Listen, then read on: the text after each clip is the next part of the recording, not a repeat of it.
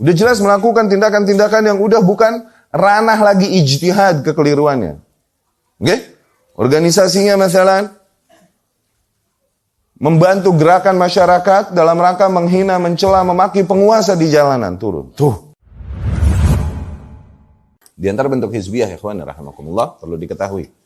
Di mana seseorang, intinya dari yang diungkapkan Syekh, membangun wala dan bara, akhirnya efeknya lebih jauh setelah dia membentuk hizibnya, kelompoknya. Akhirnya wala dan bara, loyalitas dan keberlepasan diri hanya kepada kelompoknya. Bukan lagi kepada usul-usul akidah yang hak. Maka di antara pernyataan ulama ditanya, bolehkah pada dasarnya mendirikan organisasi-organisasi dan lain-lain? Demikian. Ditanya para ulama nih, hukumnya mendirikan organisasi itu gimana sih sebenarnya? Oke? Maka jawaban para ulama adalah, apabila amal islami yang bisa kita lakukan tidak bisa kita lakukan kecuali di bawah nama organisasi tertentu, emang harus demikian, oke?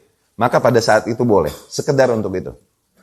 Seperti misalnya, sebuah kaum yang mau mendirikan sekolahan. Mereka harus punya Tuh, nggak bisa kita pribadi nampung, terima duit miliar-miliaran dengan nama pribadi, ini ribet nih. Mesti punya yayasan. Nah, untuk itu maka boleh. Tapi untuk hal-hal lain yang toh bisa dilakukan tanpa mendirikan jamaah, tanpa mendirikan organisasi tersendiri, maka nggak usah dilakukan. Dikarenakan apa? Efeknya adalah nanti akan membawa kepada hizbiyah demikian. Di mana penilaian benar atau salah adalah sesuai dengan kelompoknya apa enggak. Tuh. Bukan lagi kepada usul. Diuji seseorang yang berada di dalam. Bagaimana apabila jamaah yang dia berada di dalamnya jelas, mengatakan, menyerukan penyimpangan pada usul di antara usul-usul Islam. Tuh, di situ diuji kan kesetiaan kita kepada Islam, kepada Islam dan usul-usul Islam atau kepada organisasimu. Nah, seorang hizbi dia akan apa?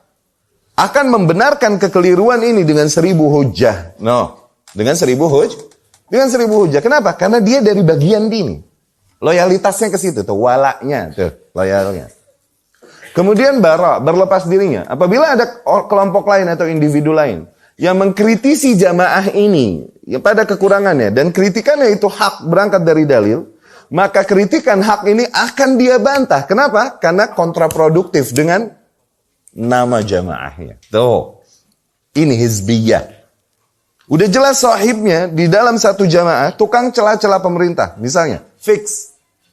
Sahib dia. Dan dia tahu ini tukang celah-celah pemerintah. Itu usul apa furu? Dia Ahlus Sunnah. Oke, yang ngaji di sini insya Allah tahu itu usul ya. Udah jelas nih. Di situ terdapat orang-orang yang menyeru kepada mencela penguasa, memupuk kebencian masyarakat kepada penguasa, berbicara tentang politik, berbicara tentang fitnah-fitnah yang akhirnya merusak nama baik penguasa dan lain-lain. Tapi dia sekelompok. Seseorang yang wala dan baroknya untuk hak, maka dia akan meninggalkan kelompok itu. Harusnya. Ini yang ada apa? Malah dia akan membelanya dengan membuat kaidah-kaidah yang bikin buram kaidah-kaidah demikian di antara para penuntut ilmu. Dia bikin tulisan-tulisan untuk membela kenapa? Sahibnya. Dia akan menyerang dan menyalahkan orang yang offense kepadanya. Tapi di satu waktu dia nggak mengkritisi sahibnya.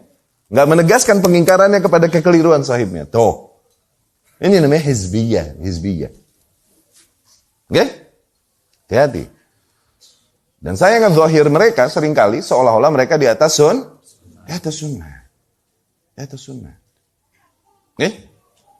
Udah jelas melakukan tindakan-tindakan yang udah bukan ranah lagi ijtihad kekeliruannya. Organisasinya misalnya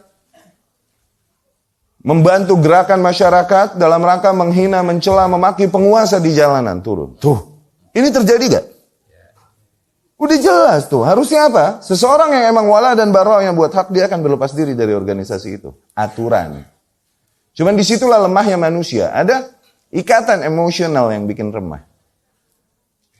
Ikatan-ikatan emosional entah sejarah, belajar bareng, satu alma mater. Ini akan melemahkan seseorang untuk mengingkari kekeliruan yang ada.